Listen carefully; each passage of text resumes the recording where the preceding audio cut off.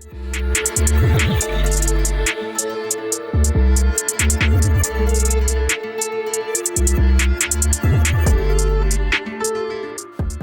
what's going on everybody? Welcome to today's video. Today's all about making a drill bass line inside Ableton. Now the bass line that I'm going to be making today is off the beat that we just heard on the intro. Before we get started, I just want to shout out my subscribers. Just stay tuned, there's more coming soon. So let's get into it then, shall we? First thing we're going to do is we're going to grab a sample. So I'm going to go into an instrument. Now the main thing you want to look out for when you're grabbing a sample or a one shot or anything is clicks and pops and the quality of the bass. That's the main thing. The second thing is the type of bass you're using and what type of song you're making, and does that fit that genre. I'm just going to have a quick run through about how I'd grab a sample from an instrument. That's if I wasn't using a high quality one shot, like a long sub bass or something. So yeah, we're going to be making it inside the Ableton sampler. So without any more further ado, let's get started. I've got this bass here, and this is the sample that I want to use to make my bass line with. So what I'm going to do is I'm going to set this track to in, and then I'm going to send this track to that track, and then I'm going to hit both tracks on record. And now I'm going to record a sample from this on the fly. I'll get another note as well.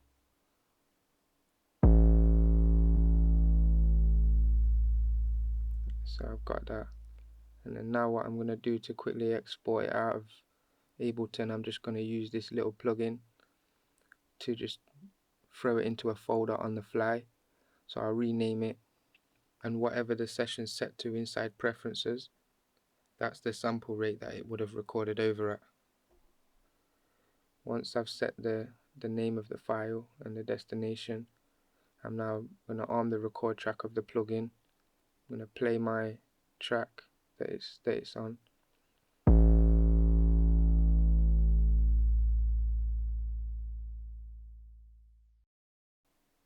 There it is. So that's the sample.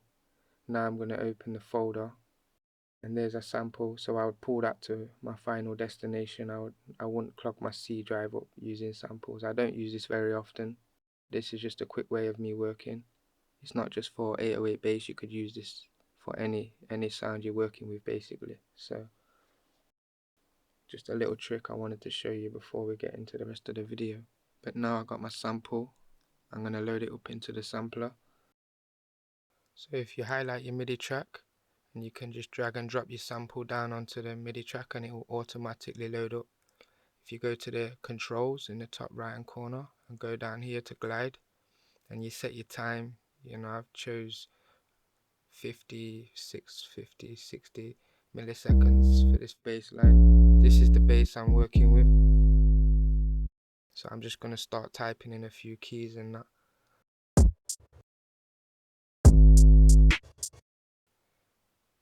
I'm just going to click a few notes in. Now as I'm putting notes in there, I'm keeping the relationship with the kicks and the bass strong, you know.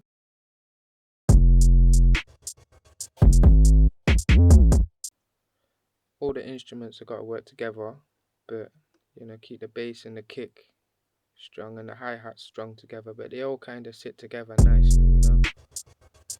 See, to slide it up, I'm going to type these short higher notes up. They're just a few keys higher, and I'm going to keep them short.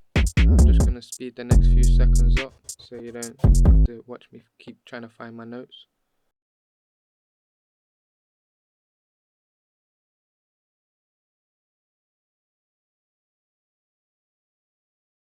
And if you find that you get clicks and pops when you finish like this, then if you move the sustain and just mess around with the decay and the sustain, and you should get rid of the clicks and pops. The other way is to put a fade in and out on the sample inside the sampler. So here's the bass line that I've done.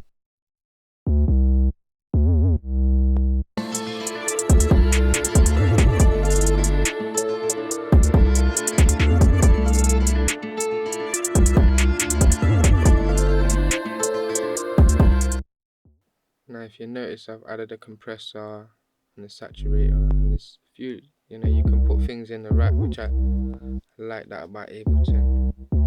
You can also play with the rack, so if you play with the spread and you can put the LFO on, the auto pan, the voices. I like the voices on too, but you can try changing them over. And also inside the saturator, you can go down to different waveforms and types of distortion. All these little tweaks have an effect.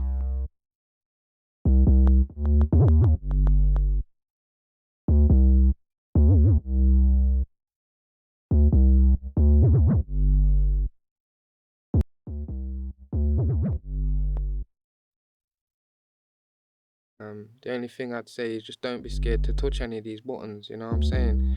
Control Z, go back. If you do anything that you didn't want to do, just press Control Z and go back. But don't be scared to play about with these parameters and find the sound that you know when you're after a particular sound, you can shape it, Oh, that's the wrong one. If I go to the pitch, and you can pull all that up and down, and you can mess around with this. You get some cool effects from this. So I'll play that again for you, and then I'll put the LFO on, and then this will kind of just change up the vibe. You know what I'm saying? Get some groovy effects off this. Just play about with it, like I said. There's loads of different parameters you can tweak your sound to how you want it. So just, have a little play with it, have some fun with it. That's what it's all about, really. It's the main thing. But yeah, that's the bass line basically. So it's just a case of setting the slide, hitting your notes up, hitting your notes in, throwing your high notes to slide the bass up, or if you want some low notes, then throw them down. Just shorter ones make it good. Try not to get bass clicks and pops. And yeah, man, just have some fun in it and make some music. So I hope you enjoyed watching the video, but that's everything. I'll be releasing the full video of this in the next coming days, so keep an eye out for that one. But until then, all the best, take good care, thanks for watching.